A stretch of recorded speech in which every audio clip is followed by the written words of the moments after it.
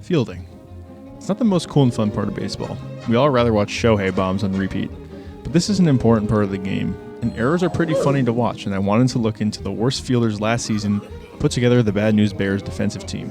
What's interesting is that the worst fielding team, of course I put together rakes, surprise, surprise. They just want to focus on the fun part of baseball. To start out, the criteria for the player to end up on this team is that they had to have at least 100 games at that position for the season, making it their primary position. There are some fielders who did not grade well at certain positions, but I did not consider them since they're more of a utility player and get bounced around the field. They played for far less than even half for a third of the games there, so it's possible they're not fully comfortable at that position. For example, Jazz Chisholm or Christopher Morel played in multiple positions, and it's hard to judge them at third base versus someone who plays there every day, like Nolan Arenado, for example. I use various baseball statistics as well as the general eye test to come up with the starting nine. Let's quickly go over some of the stats I used and what they mean. Here is outs above average, probably the most important measurement, which applies to both infield and outfield just in slightly different ways. I think this image explains it quite well and how the scoring occurs throughout the season. This shows how it's impressive to have a high score, essentially always making the routine plays and the above and beyond low percentage chance of an out or catch plays. This also would explain that you have to be not often or rarely making an exceptional play, and more importantly, not making the routine ones to end up with a negative number by the end of the season, which we're focusing on in this video. Defensive runs saved and some of the other different range factors I will discuss are also scored in a similar manner. Alright, let's get to the worst fielding team. I'm going to start with the outfield, and at right, I have Adolis Garcia with a negative 11 outs above average. He had a -5 defensive runs saved last season, where 0 is average, and -8 runs saved above average, again, where 0 is average. It seems like the Rangers try to hide him out there, and they try to keep a power bat in their lineup, as his fielding metrics are all around poor. His 36th percentile sprint speed does not really help him out here. He's actually declined this year compared to last, and overall in outs above average throughout his career, going from an 8 last year now to a negative 11. You can also see here overall his range in the outfield is lacking. He had a negative 4% differential in catch percentage versus expected. He gets bad reads, takes bad routes, and is on the slower side, and all the statistics back this up. Of course, it's interesting to see that he's declined as a fielder as time has gone on. It's hard to say exactly why that is. The one thing he does have going for him is his arm strength, but however, that does not come into play very often during every game. As far as the eye test goes, it seems he may just lack some focus and plays the position very nonchalantly, and there are a lot of balls that drop near him that probably could have been caught if he had taken a better route to the ball or had gotten a better jump. Aaron Judge is the center fielder for the worst defensive player. And no, this is not based on the recency bias of the unforgettable and horrific drop fly ball in the World Series. He had the worst outs above average for players that fit the game's played criteria, which was -6. Jack Sawinski on the Pirates had 45 games in center, and Austin Martin on the Twins only had 40. Their outs above average were -7 and -8. Judge's sprint speed has declined and also is in the 36th percentile, just like Adolis Garcia, so the lower third of the league about, and center fielders are generally supposed to be some of the fastest players in the league. This isn't entirely Judge's fault. He grades as a good right fielder. The Yankees tried to shove him in center, which he handled pretty well, but comparatively to others, he is the worst. He had a -2 catch percentage differential. Also, being as big as he is, it's no surprise his jump statistics were poor. His baseball reference defensive runs saved above average scored poorly at -9. Again, 0 is league average, and he had a lower range factor comparatively to the average MLB center fielder. You may be questioning why the last 4 or 5 clips are on there since they look like standard singles, but they are not. Where he got dinged is coming in on balls on his outs above average score, which when I was reviewing footage, I see how this made sense. A lot of soft line drives or lazier fly balls did drop right in front of him. A lot of these balls are catchable with a better read and jump off the bat.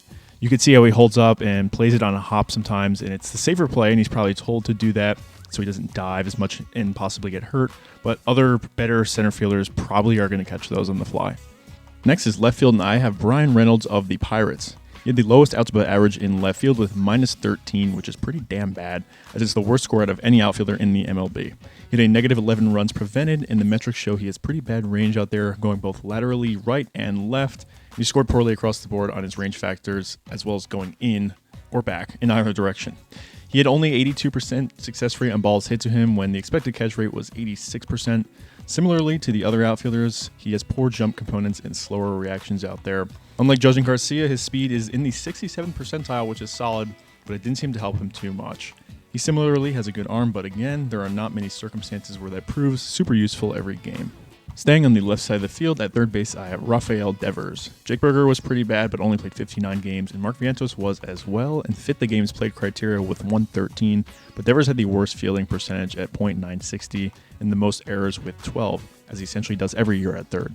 If you watch enough baseball, you also know how generous scorers are calling certain plays hits instead of errors. Where Devers does not score well, which is interesting, is the points he gets deducted off of massively, is against right-handed batters, hitting scorchers at him being in the hot corner, as well as plays going towards first and cutting off balls coming across the diamond. He scores just a bit above league average on plays in and lateral towards third, though, but his overall range value was -5. His arm strength is right around the 50th percentile, which is the median, so not fielding balls cleanly at times and not having the best arm strength to make up for it doesn't help his scores either. His 26th percentile speed speaks to some of his range factors being poor and lacking that mobility on certain plays that being a third baseman requires. Heading over to shortstop, the worst fielder was CJ Abrams of the Nationals, and it was really not close if you're looking at outs above average, as his was -17. Now, I know many people may flip out. I didn't pick Elly De La Cruz, and yes, 29 errors is pretty horrible, but he also makes a lot of low percentage chance of an out plays and boosts his score massively. And he ended up with a positive 15, which is up there with Bobby Witt, Dansby Swanson, Lindor, Volpe, and Ezekiel Tovar, for example. Remember, to have a massively negative score like CJ Abrams does, you have to be not making exceptional plays basically ever, but also really not even making the routine plays either, which is the bigger problem. He had 17 errors and a -13 runs prevented, with negative range scores across the board. His overall range score was -13, so it seems he's just struggling out there. I do wonder if some of it is mental because he is very athletic and fast, so we'll see. My second baseman pick may come as being a little biased, but for me, far and away the worst second baseman in the league is Gleyber Torres. This is also more of an eye test. His lackadaisical and low effort play out there is very frustrating to watch. He's just sloppy and careless out there. He led the league in errors once again this season with 18. He did that last year too with 15. It's super generous, as I watched nearly every game that he probably really should have had 30 this season. He's never even been a +1 outs above average player in his career in the field. In this season, he was -5 with an overall -5 range value. His arm strength is one of the lowest in the league also, with a 7th percentile, which hurts him being able to turn double plays, which I've seen many times. And his lateral towards first base and going back on balls bring his score down. It is odd since the harder play is going away from first. Lateral towards third, he has a decent score with that 3. I've noticed sometimes that he makes a harder play but won't make an easier one, which is odd, and he's very inconsistent. He is slower with a 29th percentile speed, and he looks like he plays position with cement blocks on his feet. There are plenty of times he just gives up on balls that are near him, won't even throw an eyewash dive at the ball, and that can't entirely be measured.